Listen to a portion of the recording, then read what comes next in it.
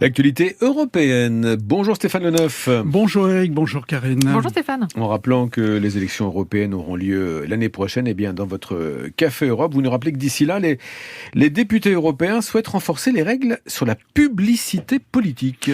Il y a 2 ans, la Commission a lancé un grand plan d'action pour la démocratie avec comme objectif de renforcer la publicité politique et de lutter contre les ingérences étrangères dans les campagnes électorales.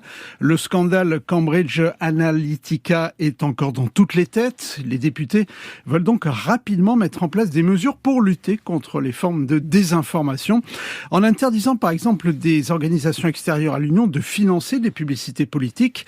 Ils souhaitent faire disparaître le micro-ciblage, car souvent ces stratégies sont utilisées avec des données personnelles et démographiques pour identifier les personnes.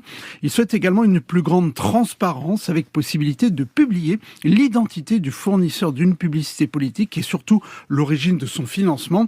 Autant de mesures qui visent 3 objectifs, nous explique Sandro Gozzi, le rapporteur de ce texte au Parlement européen. Le premier, c'est de répondre aux besoins de transparence de l'activité politique et notamment de la publicité politique en ligne. Nous devons savoir à qui finance quoi, si c'est une campagne politique, quels sont les financements. La deuxième raison de cette initiative, c'est de mieux protéger nos élections et nos démocraties des puissances étrangères dans nos processus démocratiques et électoraux. Et le troisième objectif, c'est de construire un véritable marché unique des services de publicité politique. Aujourd'hui, il y a trop de barrières, trop d'obstacles, trop de différences dans les lois nationales. Et donc, un véritable service européen de la publicité politique est aujourd'hui impossible. À partir du moment où notre loi sera en vigueur, si on fait une initiative politique, une activité politique, de la propagande politique, les usagers, les citoyens doivent savoir qu'il s'agit d'une publicité politique, doivent savoir aussi quelles sont les voies de financement, qui a financé quoi,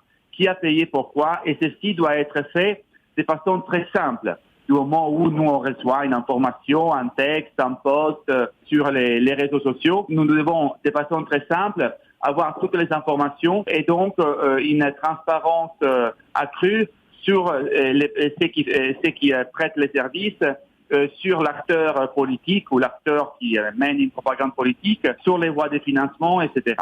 Sandro Gozzi, député européen. Stéphane, on parle aussi des aéroports européens qui sont en train de retrouver la forme. L'an passé, ils ont retrouvé 79% de leurs clients de 2019. Le volume de fréquentation a doublé en un an, plus 98% en 2022 par rapport à 2021. Près de 2 milliards de passagers transportés. Au classement des aéroports, c'est Istanbul qui a accueilli le plus de monde devant Londres et Roissy. Royal Mail dévoile les premiers timbres à l'image de Charles III.